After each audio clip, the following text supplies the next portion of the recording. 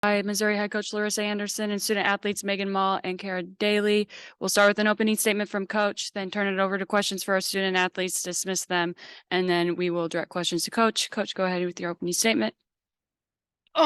Can't give a team like Alabama as many opportunities as we did. I thought that we hit the ball well. I mean, we had 9 hits? I don't have a sheet in front of me, but 9 hits off of Montana Fouts is impressive. But we gave them too many free bases with some pass balls, some errors in some situations, and then obviously the home run with other people on base doesn't help. But overall, I mean, we competed and we fought and we had quality at bats the whole way through the game. So I'm proud of that effort that they gave in. Questions for our student athletes? Ethan? Yeah, going back to Friday, you've now played 5 games in 6 days. I know a lot of emotional games in there too. Just what do you think that the past stretch of games you've had do for you heading into now the NCAA tournament? I just think we've built momentum and strength within our program the last couple days and the last couple games. So continuing to build on that momentum. I mean, a little fatigued, sure, but we're playing a game and this is what we're here to do. So just have fun with it, be good teammates and just give our best foot forward. Yeah, to go off of that, I feel like we've just had fun recently, and like this game obviously like just fuels us and just fires us up.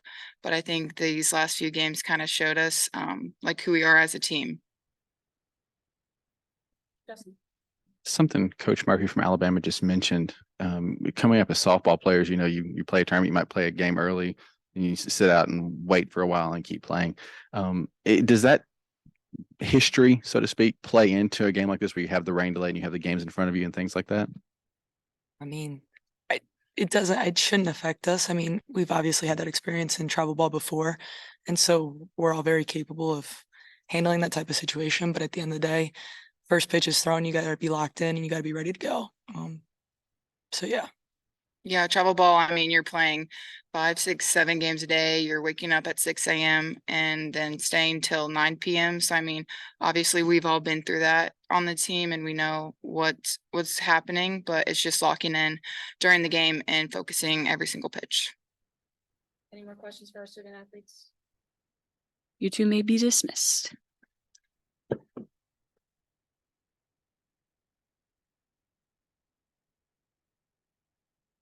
Now questions for coach. We'll start with Justin. So I want to start with when you scored and Alabama answers back. You had the momentum and then they got the momentum right back. Did you ever feel like you might tell me about the momentum shift in the game, you getting it, them getting it back?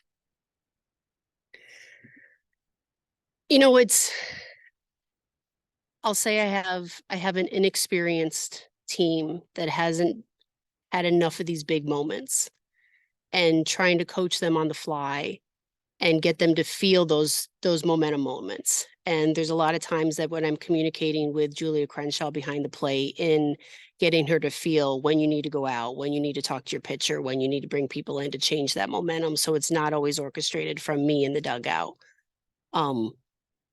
Alabama's going to always continue to put the pressure on their opponents nonstop. That's what they do. That's what their history is.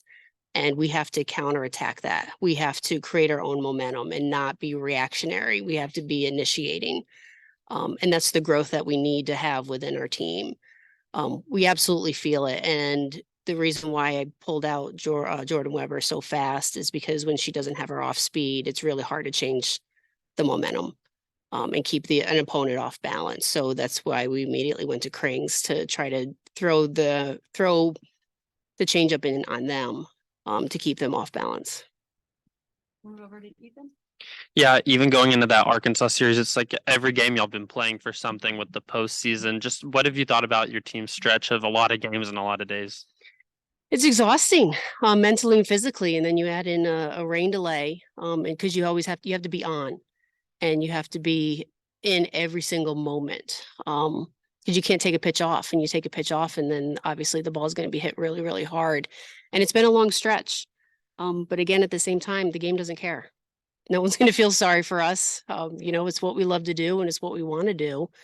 And you know, the pitch doesn't care. Alabama sure doesn't care. So we just have to continue to go out and grind and react to what the game's given us.